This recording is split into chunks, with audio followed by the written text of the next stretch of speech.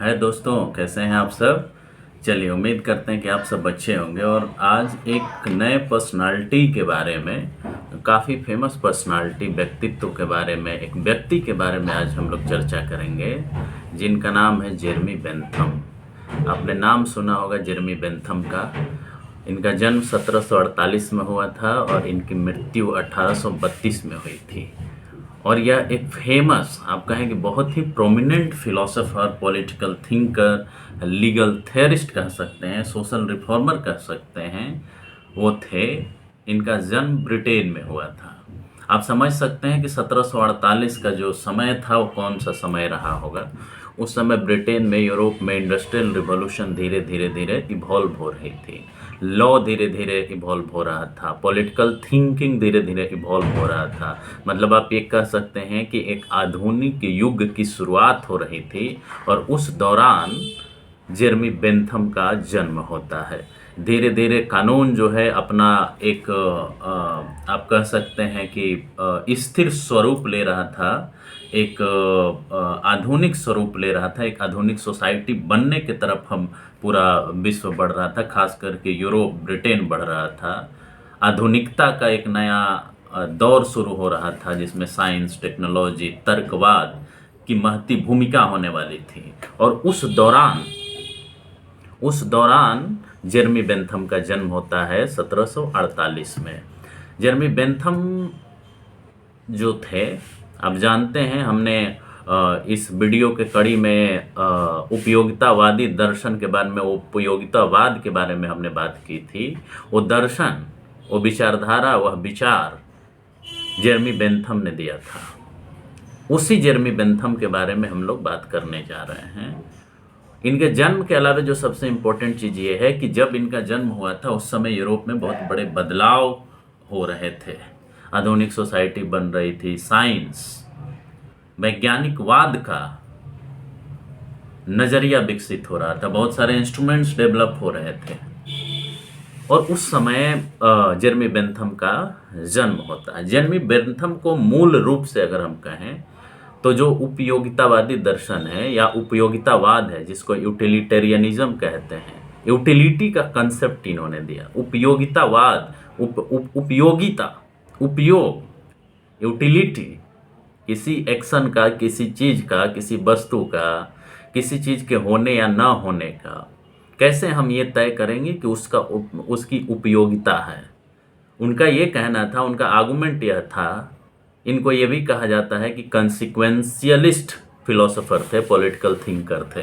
मतलब उनका ये कहना था कि जो यूटिलिटी का कंसेप्ट है, जो उपयोगितावाद का दृष्टिकोण है, उसमें किसी भी व्यक्ति का कोई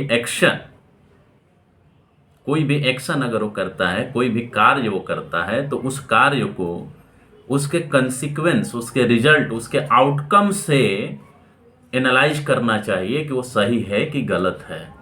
जैसे मैं कोई काम कर रहा हूं और अगर उस काम को करने से, उसके रिजल्ट से, उसका क्या रिजल्ट होता है, उससे क्या नफा होता है, क्या नुकसान होता है, क्या प्रॉफिट होता है, क्या लॉस होता है, या ऐसे कह सकते हैं कि क्या उससे प्लेजर होता है, क्या खुशी होती है, और क्या पेन होता है, क्या दर्द होता है उसको करने से।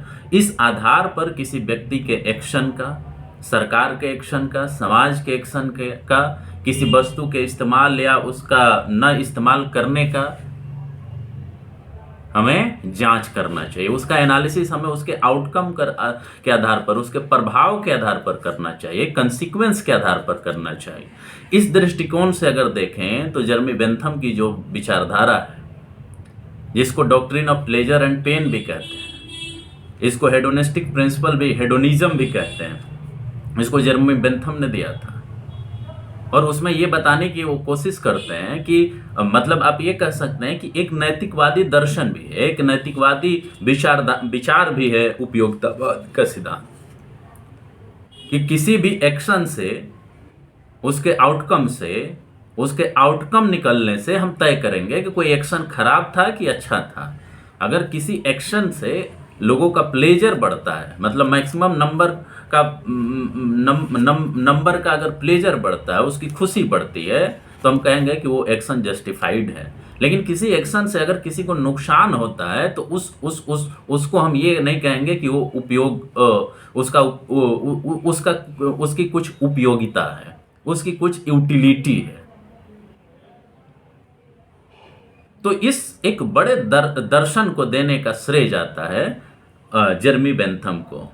ठीक है, तो आप कह सकते हैं कि यूटिलिटेरियन जो फिलॉसफी है, यूटिलिटेरियन विचार है, उसको देने का श्रेय जेरमी बेंथम को जाता है। बहुत बड़ा एक योगदान है लॉ को बनाने में इनका, बहुत बड़ा इस प्रिंसिपल का, इस थ्योरी का बहुत बड़ा योगदान माना जाता है। लॉ को हम मानते हैं कि लॉ इसीलिए बनाए जाते हैं ताकि वो सोसाइटी के इंटरेस्ट को आगे बढ़ाए, मैक्सिमम नंबर के प्लेजर को आगे बढ़ाए, उनकी उनकी उनकी खुशी को आगे बढ़ाए, पेन नहीं बढ़ाए, खुशी को बढ़ाए, maximum happiness of maximum number, pleasure over pain. तो जो लोगों का पेन है, लॉ का उद्देश्य होना चाहिए कि वो पेन को कम करे और प्लेजर को बढ़ाए, उनके वेलफेयर को बढ़ाए। तो Bentham is best known for developing utilitarianism, the idea that moral worth of action, किसी भी एक्शन का, किसी भी कार्य का जो मोरल वर्थ है, उसका नैतिक जो मूल्य है, वो इस बात से जज किया जाना चाहिए कि उसका क्या आउटकम है, specifically by how much they contribute to greatest happiness for most significant number of the people. तो इस बात से, इस तरह से तय किया जाना चाहिए कि वो कितने लोगों को प्लेजर देता है ओवर पेन, पेन को कितना निगलेक्ट करता है। जितना वो पेन को निगलेक्ट करेगा उतना ही वो प्लेजर को बढ़ाएगा।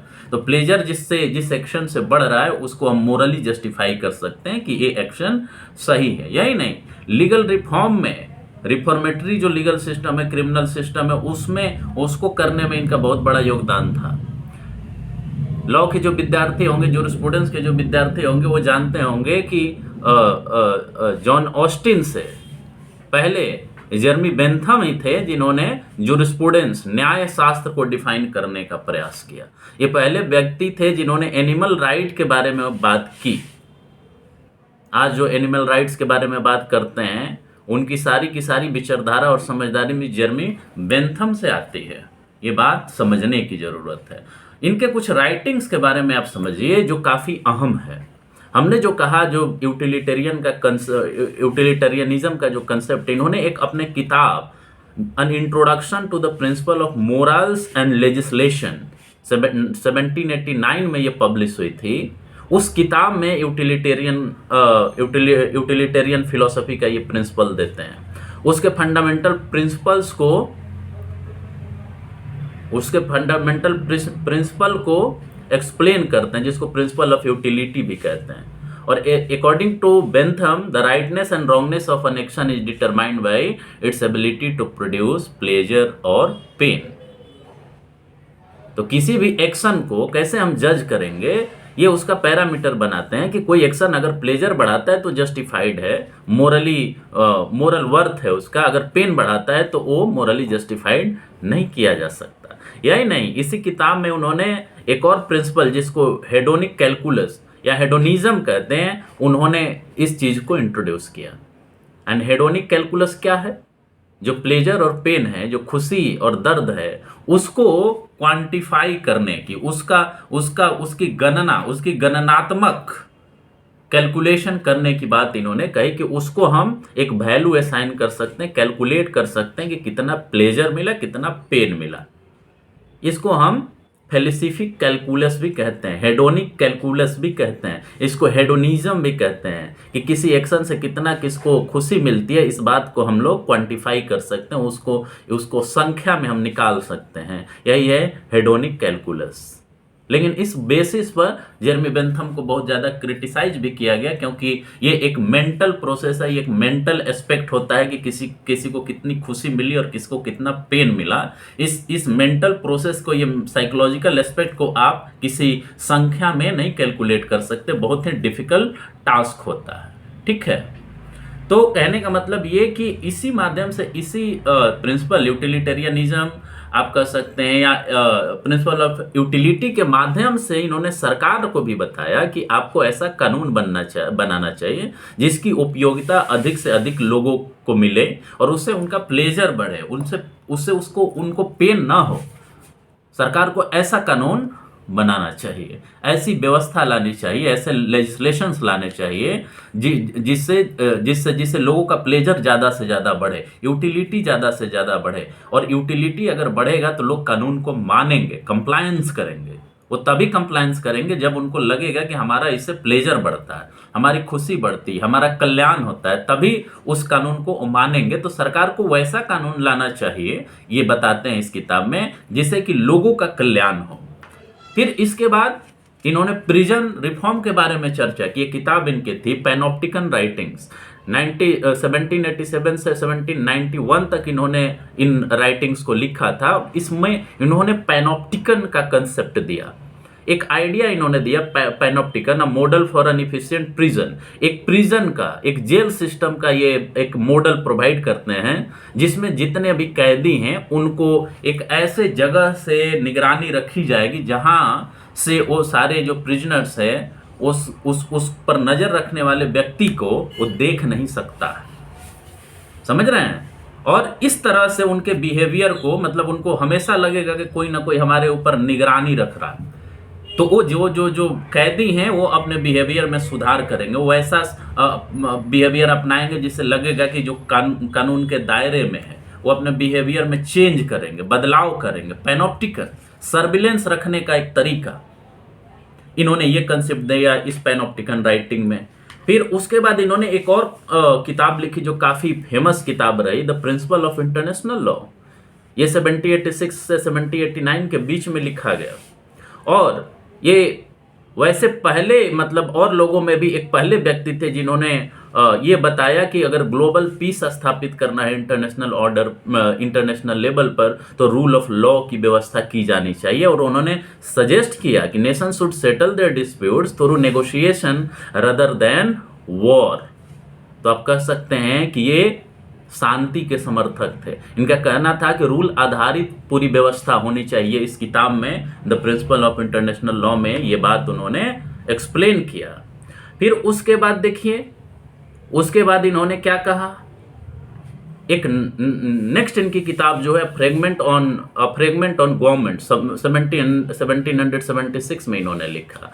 और इसमें इंग्लिश लीगल सिस्टम को इन्होंने क्रिटिसाइज किया। ठीक है, नेचुरल लॉ के कंसेप्ट को क्रिटिसाइज किया, सोशल कॉन्ट्रैक्ट थ्योरी को क्रिटिसाइज किया, और अपनी विचारधारा दिए कि किसी भी लॉ, किसी भी कानून का उद्देश्य प्लेजर बढ़ाना होना चाहिए, उसका यूटिलिटी होना चाहिए। नेचुरल लॉ केवल बात करता है कि ये होना चाहिए। उन्होंने उसको क्रिटिसाइज किया। बेंथम ने इस बात पर जोर दिया कि law should be based on practical utility rather than abstract notion of natural rights. Natural rights जो होता है वो एक तरह का मोरल राइट्स होता है, उसको आप देख नहीं सकते, टच नहीं कर सकते, छू नहीं कर सकते। एक एब्स्ट्रैक्ट भाववादी एक तरह की विचार होती है। लेकिन हमें जो है प्रैक्टिकल यूटिलिटी, जिससे प्रैक्टिकली किसी का प्लेजर बढ़े, पेन कम हो, वैसे कानून बनाने चाहिए। और इस तरह से उन्होंने जो आर्बिट्रेरी रूल्स थे, राजशाही पर आधारित रूल थे, दैवीय शक्ति पर आधारित जो कानून थे, उन सारे चीज़ों को क्रिटिसाइज करने का काम किया। और उन्होंने कहा कि जो कानून है वो तार्किक आधार पर बना होना चाहिए। फिर उन्होंने एक नई किताब 1827 में लिखी, रेशनल ऑफ जुडिशियल एविडेंस। इसमें एविडेंस गैदरिंग प्रोसेस के बारे में ये चर्चा करते हैं कि एविडेंस का, साक्ष्य का कितना बड़ा रोल है लीगल सिस्टम को चलाने में, ट्रूथ को डिस्कवर करने में। बिना ट्रूथ के डिस्कवर किए किसी को कोई सजा नहीं दिया जाना चाहिए। ये प्रोसीजर, जो प्रोसीजर होता है कोर्ट के अंदर, कानून के अंदर, कि कैसे प्रोसीजर चले, किस आधार पर जज जो फैसला देगा, उसके बारे में इसमें वो चर्चा करते हैं कि, और बताते हैं कि एविडेंस का क्या रोल है, एविडेंस क्यों होना चाहिए, एविडेंस के बिना ट्रूथ को आप डिस्कवर नहीं कर सकते। इसके पूरे प्रोसेस के बारे में इन्होंने इस किताब में चर्चा की है। फिर उसके बाद 1834 में एक और किताब लिखते हैं, डिओन्टोलॉजी और द साइंस ऑफ मोरालिटी। इसमें मोरालिटी के बारे में इन्होंने डिस्कस किया। बाद में ये पब्लिश हुआ था, इनके देहांत के बाद हुआ था, लेकिन इसमें उन सारी चीज़ों को ये डिस्कस करते हैं कि वो कौन सा एक्शन होना चाहिए और कैसे वो जस्टिफाई किया जाना चाहिए। उसके कंसिक्वेंसेज से ये बताते हैं कि जो कंसिक्वेंसेज है उसके आधार पर हम ये जज कर सकते हैं कौन एक्शन सही है या गलत है, ना कि इमैनुअल कांट के जो प्रिंसिपल थे, डी ओंटोलॉजिकल जो इथिक्स कहा जाता है, उसके हिसाब से कि कुछ एक्शन ऐसे होना चाहिए जो हमेशा मोरली एक्सेप्ट किया जाना चाहिए, उसी के आधार पर बिहेवियर करना चाहिए। जेरेमी बेंथम का मानना है कि वो फिक्स नहीं है,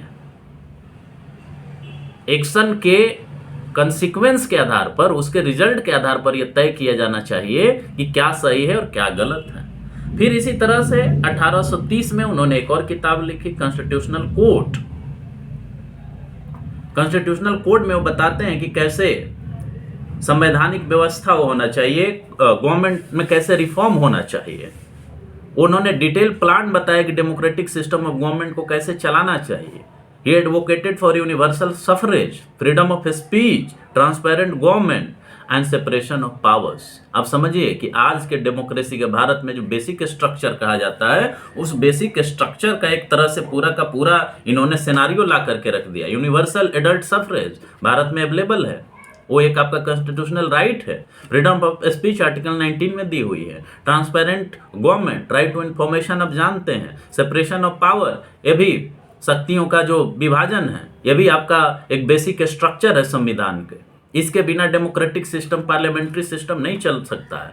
तो इन्होंने एक तरह से संविधान की व्यवस्था कैसी होनी चाहिए, डेमोक्रेसी कैसी होनी चाहिए, उन्होंने इस किताब में डिस्कशन किया।